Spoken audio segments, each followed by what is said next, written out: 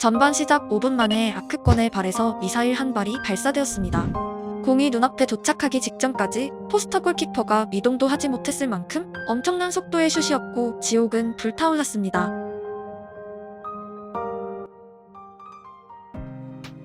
사실 제가 붙인 별명이 아니라 그들 스스로가 자신들의 구장이 원정팀에겐 지옥이라 지칭했었고 챔스 무대에서 주로 등장했던 피켓입니다.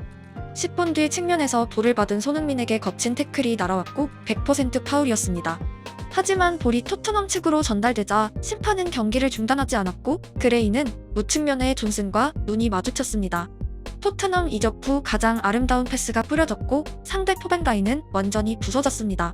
슈팅이 가능한 각도였지만 존슨은 침착하게 더 높은 확률을 선택하며 볼은 랭크셔에게 전달됩니다. 동점골입니다. 이어서 다소 놀라운 반전의 장면이 터져나옵니다. 랭크셔가 지옥의 팬들 방향으로 세리머니를 해버린 것입니다. 존슨이 달려와서 재밌어하는 표정으로 랭크셔를 라인 바깥쪽으로 밀어냈고 상황은 다행히 종료되었습니다. 갈라타사라이는 유럽 전체를 통틀어 가장 호전적인 클럽 중 하나입니다.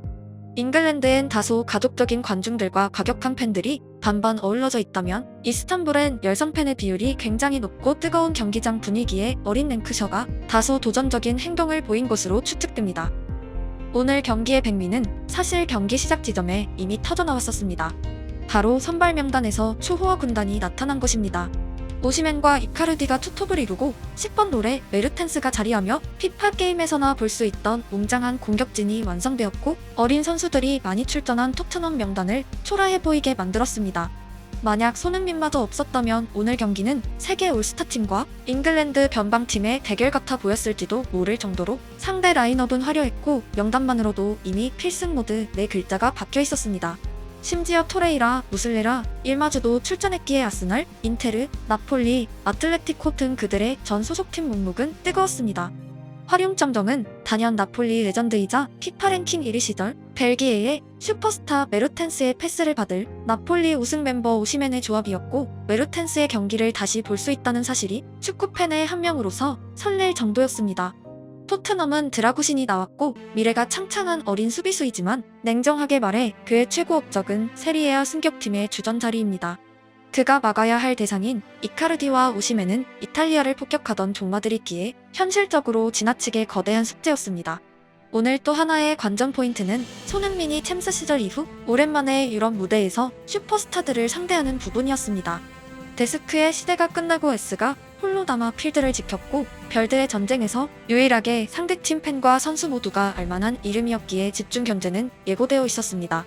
하지만 갈라타사라이는 대부분의 선수들이 거의 1.5배속을 감은 듯 날카로웠고 뒷공간 공략으론 유럽 전체에서 수위를 달리는 오시멘에게 나폴리 레전드 메르텐스의 패스가 뿌려집니다. 득점입니다. 정확히 세리에아 출신 3인의 공격진이 드라구신에게 이탈리아 톱 플레이어는 이런 것이다 알려준 장면이었습니다. 잠시 후 메르텐스에게 다시 한번 공이 연결되었습니다. 도대체 언제 박스를 쳐다봤을지 알 수도 없지만 크로스는 정확히 키퍼와 오시멘의 사이로 뿌려졌습니다. 메르텐스는 축구는 나이로 하는 것이 아니라 발로 하는 것임을 완전히 증명했고 일발 패스만으로도 많은 해축 팬들의 밤잠을 설치게 했던 과거를 추억해 만들었습니다. 함식은 잘 지내고 있나 궁금하기도 했습니다.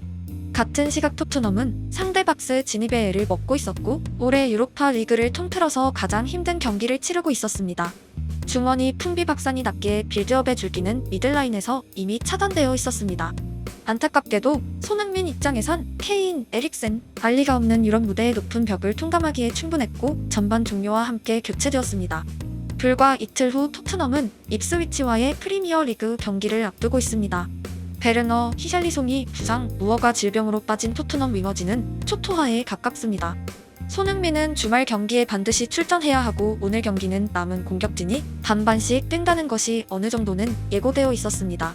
한 가지 의외의 포인트는 주력들을 전부 전반에 투입하고 전면전을 펼친 후 후반을 신예급으로 바꾸는 것이 아니라 전후반의 주전들이 흩어져서 분포되어 있었습니다. 감독의 의도가 있었겠지만 오늘 경기 최대 난관은 중원 싸움이었고 갈라타사라이 같은 팀을 상대하기 위해선 피지컬과 경험도 주요한 주제였지만 전반의 토트넘 미들진은 상대에게 농락당했습니다. 후반전 클루셉스키가 투입되며 다소 타이트한 플레이로 중원에 힘을 보탰지만 랭크셔가 어이없는 퇴장을 당했습니다. 열광적인 이스탄불의 팬들과 오랜만에 선발 출전한 상황. 어릴 때 TV로 지켜봤을 슈퍼스타들의 존재. 분명 어린 공격수에겐 연습 경기와는 비교하기 힘든 프레셔가 있었을 것입니다. 심리는 행동으로 연결되었고 그가 범한 파울은 이미 옐로우 카드를 한 장 받은 프로 선수의 플레이라곤 믿기 힘들 만큼 나쁜 형태였습니다. 열심히 하겠다는 마음은 중요하지만 방식의 차이는 팀의 비수가 되기도 하고 우리는 이런 주제를 경험으로 부르곤 합니다. 축구는 전술끼리 펼치는 큰 싸움이 있고 개개인이 다투는 작은 싸움도 있습니다. 오늘 토트넘의 명단으론 갈라타사라이를 공략하긴 애초에 어려움이 있었습니다. 특히 산수비 카운터 어택을 펼치는 팀이 아니라 리그에서 주로 점유축구를 구사했던 토트넘이기에 한 수위의 공격, 미들진을 보유한 상태로 점유축구를 펼치는 팀을 상대하기엔 무리가 있었습니다. 갈라타사라이는 드록바와 스네이더라는 역시 피파 게임 같은 콤비를 구축했던 팀이다. 2000년대 초반 세계 클럽 랭킹 1위에 올라섰던 항상 강했던 팀입니다. 또한 축구를 오래 보신 대부분의 팬들에게 추억의 팀이기도 합니다. 자신이 응원하는 팀이 어디든 챔스에서 만난 갈라타사라이를 상대로 고전했던 기억이 너도나도 머리에 생생할 것입니다. 토트넘과 손흥민을 통해 축구를 보기 시작하신 분들에게도 앞으로 갈라타사라이라는 이름은 평생 드문 등장하는 지옥일 것입니다. 이스탄불 원정은 유럽의 모든 팀들에게 더욱 힘겨웠고 오늘 토트넘 대부분의 선수들은 상대에 비해선 유소년 같아 보였습니다. 오시멘, 이카르디의 투톱 같은 조합은 현재 PL에서도 찾을 수 없는 희귀 아이템입니다. 2,000억 공격수를 막아내려면 적어도 반더벤의 스피드와 로메로의 수비력은 필요했습니다. 결과론이지만 토트넘이 오늘 총력전을 펼쳤더라도 승리는 쉽지 않았기에 주전들이 전후반 나눠뛰며 주말 경기를 대비한 노선이 나았다고 생각되고 오늘 패배와 상관없이 유로파리그 토너먼트 진출은 가능하기에 기회비용에 가까웠습니다. 또 하나의 긍정 요소를 찾는다면 올해 유로파리그 참가팀 중 최강팀은 단연 로마, 맨유 그리고 갈라타사라이입니다. 토트넘 대부분의 선수들이 유로파 리그를 올 시즌 최대 목표로 말해왔고 우승하기 위해선 높은 지점에서 다시 만날지도 모르는 갈라타사라이에게 반드시 승리해야 합니다.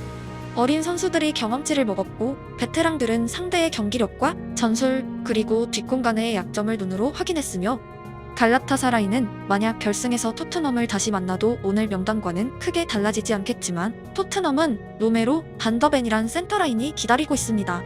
토트넘 수비에서 2명이 있고 없고의 차이는 아예 다른 클럽으로 보일 정도로 거대했고 토트넘 입장에선 오시멘과 메르텐스 조합 정도의 중요도입니다. 결국 그룹 리그 전승 돌파는 애초에 불가능이었고 한두 번의 패배가 있다면 의외의 패배보단 갈라타사라이나 로마 같은 팀을 상대로 패하고 토너먼트 이후의 진검승부에 더욱 주력하길 조심스럽게 바라봅니다. 반대로 부정적인 부분을 찾는다면 토트넘의 현재 스쿼드는 뎁스보다는 경험의 차이가 주전과 비주전 사이에서 극심하단 것이 정확히 보여진 경기입니다.